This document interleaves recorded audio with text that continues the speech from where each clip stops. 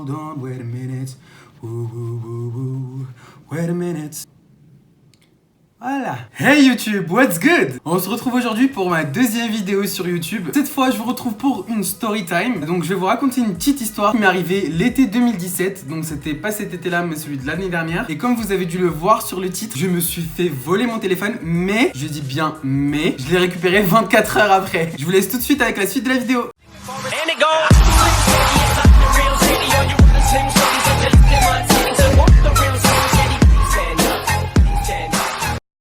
Alors du coup, pour commencer, donc c'est une histoire qui s'est passée au Maroc, à Marrakech, avec ma cousine. Il faut savoir que j'ai grandi avec cette cousine-là. C'est limite comme ma sœur, plus ma sœur que ma cousine d'ailleurs. On a quasiment le même âge, des mois de différence. Il faut savoir qu'avec cette cousine-là, à chaque fois qu'on est tous les deux, il y a toujours des problèmes. Quand je dis à chaque fois, c'est vraiment à chaque fois il y a des problèmes. Mais ça laisse des histoires à raconter. Au Maroc, donc à Marrakech, il faut savoir que là-bas, je me déplace en scooter avec ma cousine, donc son scooter à elle, et c'est elle qui conduit parce que moi je ne sais pas conduire de scooter. Et donc du coup, on était parti à un rendez-vous. Au retour du rendez-vous, elle m'avait dit ouais, est-ce que ça te dit de conduire le scooter et tout, ça peut être sympa pour que tu apprennes un peu si tu vas avoir un scooter un jour. J'ai fait bah écoute, pourquoi pas. Du coup, elle m'a mis dans une petite allée, enfin c'était plutôt une grande allée, où c'était un peu désert, donc il n'y avait pas de bâtiment, il n'y avait rien. C'était vraiment une allée où il n'y avait rien autour. Elle m'a dit vas-y, prends le volant et tout, je me mets derrière toi. J'ai fait ok, d'accord. Donc du coup, je commence à conduire un petit peu, j'y vais tranquille et tout. J'étais en train de kiffer ma vie. Genre littéralement 3 minutes après que j'ai commencé à conduire, il y a ma cousine qui me fait oh putain. Et là dans ma tête je me dis oh putain, qu'est-ce qui s'est passé? Genre moi j'étais déjà en train de paniquer. Et en fait je vois un scooter qui nous colle. Ça c'est le scooter de ma cousine. Littéralement le scooter il nous a collé comme ça. J'ai fait genre comme ça tellement j'étais en panique. Et en fait ma cousine avait mon téléphone dans sa main. Et le mec a chopé mon téléphone de sa main parce que ma cousine était derrière moi. Et il a détalé. Ma cousine me fait il a volé le téléphone.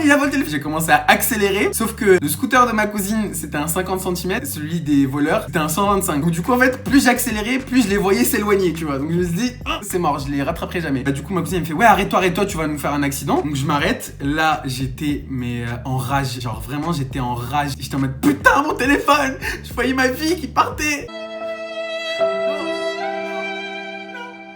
Elle est partie. Ma cousine qui s'en voulait à mort, qui me fait ouais qu'est-ce que je peux faire pour toi, tout ça. Moi j'étais juste en rage. D'ailleurs j'ai frappé un poteau. Le plus gros regret de ma vie. Comment dire que pendant 3 jours je pouvais plus utiliser ma main normalement parce que j'avais tellement frappé fort que...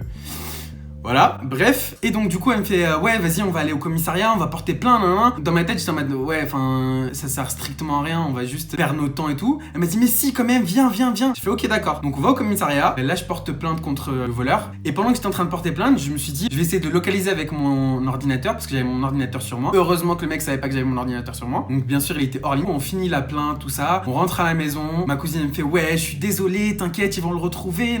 Moi j'étais déjà en train de réfléchir comment je vais faire parce que du coup c'était la période où je recevais mes réponses pour rentrer dans mon master. Moi j'étais juste en mode mais comment je vais faire s'ils veulent me contacter, j'ai pas ma puce française. Ma puce française était dans le portable, j'ai pas de numéro de téléphone, en général ils te joignent par portable. J'étais en panique, je réfléchissais juste comment je vais faire, tu vois. J'étais en mode ouais je vais aller sur le site de Bouygues, commander une nouvelle SIM, mais vas-y je suis au Maroc, est-ce qu'ils vont me l'envoyer au Maroc, comment ça va se passer? Bref, je sais pas pourquoi ma tante qui s'y connaît pas du tout en technologie me fait vas-y essaye de le relocaliser tout ça. Je fais ouais ça sert à rien, ils l'ont éteint donc que j'essaye ou pas ça revient au même. Et elle me fait mais vas-y essaye, on sait jamais. Du coup je réessaye et boum, le téléphone apparaît. Il apparaît sur la petite map avec le petit point vert en me disant ton téléphone est là. Je dis à ma cousine ouais putain j'ai localisé mon téléphone, il est là. Elle me fait ok tu sais quoi, vas-y laisse-moi gérer. Elle a appelé des potes qu'elle connaissait dans la gendarmerie. Elle lui explique la situation, mon frère s'est fait voler son téléphone, il vient de le localiser, est-ce qu'il y a moyen que tu nous envoies quelqu'un, tout ça. Du coup le mec nous envoie quelqu'un, le mec il vient nous chercher à la maison et tout, et je lui montre la localisation, je lui fais ouais il est là, tout ça. On arrive à l'endroit, et en fait c'était un quartier résidentiel avec des bâtiments, sauf que le mec était pas en service parce qu'il avait fait ça après son boulot, donc il pouvait concrètement rien faire pour nous. Il m'a dit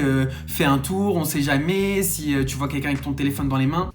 Qui va se balader avec un téléphone volé dans les mains? Et du coup il me fait bon tu sais quoi j'ai une idée, il y a un petit marché pas loin et en fait le truc c'est que le quartier résidentiel était à côté d'un marché. En fait c'est un peu un marché aux puces, je sais pas si vous connaissez à Paris, ils vendent de tout et n'importe quoi. T'as des magasins fermés qui vendent des trucs officiels, t-shirts, des pulls, tout ça. En fait t'as des gens aussi qui vendent des produits volés. Et il me fait bah tu sais quoi, t'as rien à perdre, le truc il est littéralement à 1 minute de marche de l'endroit où je l'ai localisé. Donc il m'a dit vas-y fais un tour, on sait jamais. Je fais ok d'accord. Et il me fait par contre si tu trouves ton téléphone, fais genre que c'est pas le tien, tu viens me le dire et après je m'en occupe du reste. Il fait ok d'accord. Le mec il marche derrière moi genre à 5 mètres pour pas faire genre que je suis avec lui. Moi je fais un tour avec mon cousin. Je regarde premier vendeur, non. Deuxième vendeur, non. Troisième vendeur, non. Quatrième vendeur, non. Bref, j'arrive au 6e, 7e vendeur et je regarde dans sa vitrine et je vois il y a un truc qui pourrait ressembler à un... Parce que vous voyez les téléphones, quand ça fait grave longtemps que vous avez votre téléphone, vous voyez sur le téléphone il y a genre une petite fissure, une petite rayure que t'es le seul à voir parce que tu connais ton téléphone et que tu l'utilises tous les jours. Genre j'ai vu un truc qui pourrait ressembler à mon téléphone. Je regarde le vendeur, je lui fais ouais t'as un iPhone 6, nanana. Il fait ouais j'en ai un et tout. Je fais bah vas-y montre-moi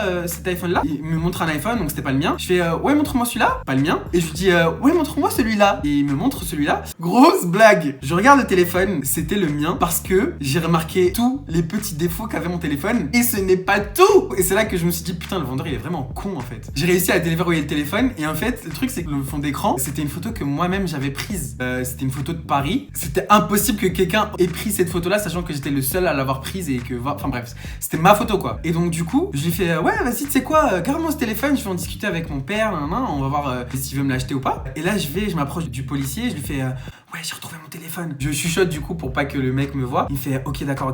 Du coup le mec il m'accompagne et on arrive en stand, je lui fais ouais excuse-moi du coup je suis avec mon père, tu peux me montrer le téléphone que tu m'as montré tout à l'heure? Il me fait quel téléphone?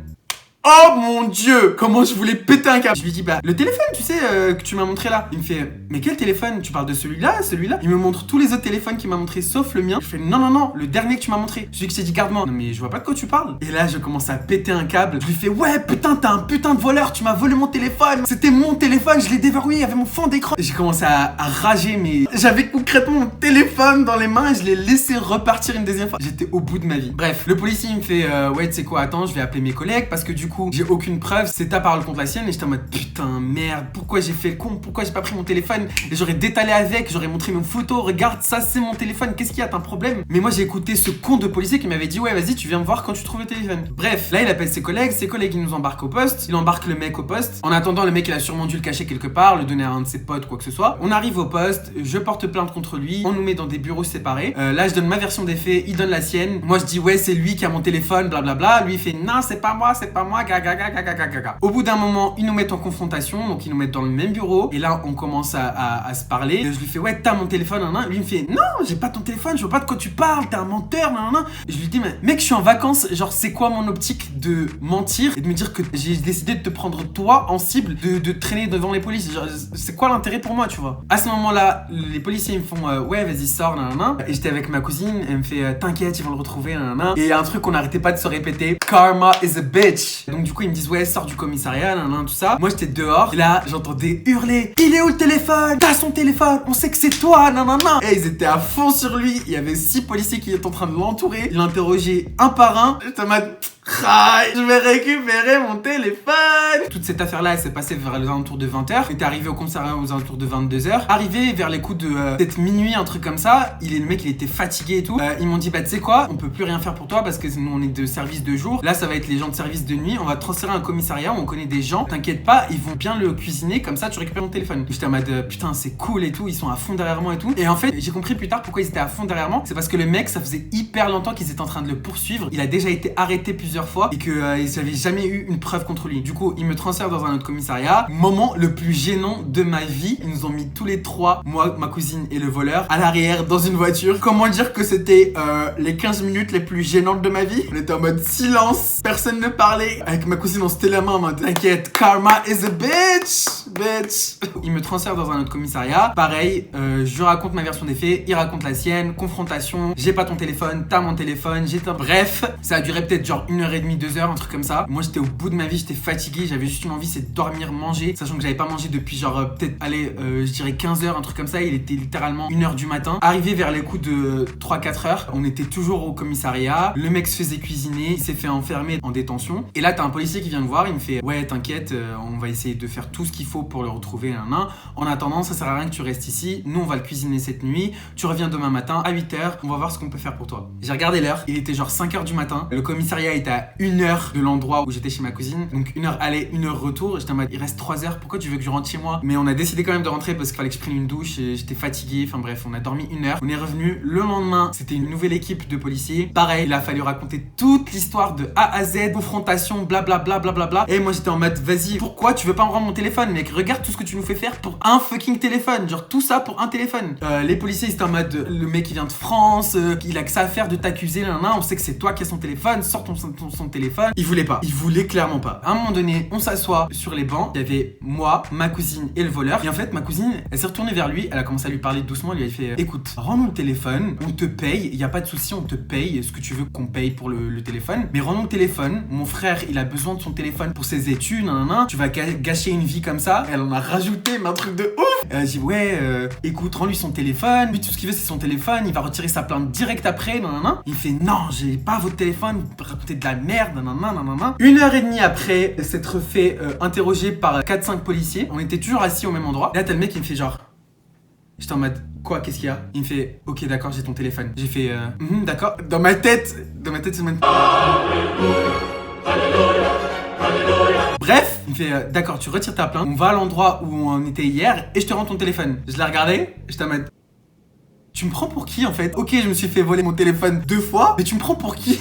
Aucune crédibilité, mais je dis mais tu me prends pour qui? Je fais écoute, si tu veux qu'on fasse un deal, tu me rends mon téléphone, tu dis aux policiers où est mon téléphone, moi je retire ma plainte, ils vont pas te poursuivre en tout cas dans mon histoire. Donc comme ça, toi tu rentres chez toi, moi je rentre chez moi et puis c'est bon. Il me fait non, c'est mort, blablabla. Et là, t'as le mec, il voulait rien dire, il voulait pas lâcher l'affaire. Et t'as le policier de la veille, celui qui m'avait accompagné au marché, il vient nous rejoindre, il prend le voleur, il le sort du bureau. Et là c'est ma cousine qui me raconte parce qu'elle était dehors, moi j'étais à l'intérieur. Il lui a mis un coup de pression, il lui a dit écoute, soit tu lui rends son téléphone, soit j'apporte mon témoignage et je dis que je t'ai vu concrètement lui prendre le téléphone de ses mains et que tu l'avais caché. C'était coup de bluff du siècle. Là le mec il rentre, je voyais sur son visage, il était au bout de sa vie, il se rassoit à côté de moi. Genre peut-être une demi-heure après, le mec il me refait un autre coup en mode je lui fais quoi encore? Il me fait ok d'accord c'est bon j'ai ton téléphone, je vais le rendre. J'étais en mode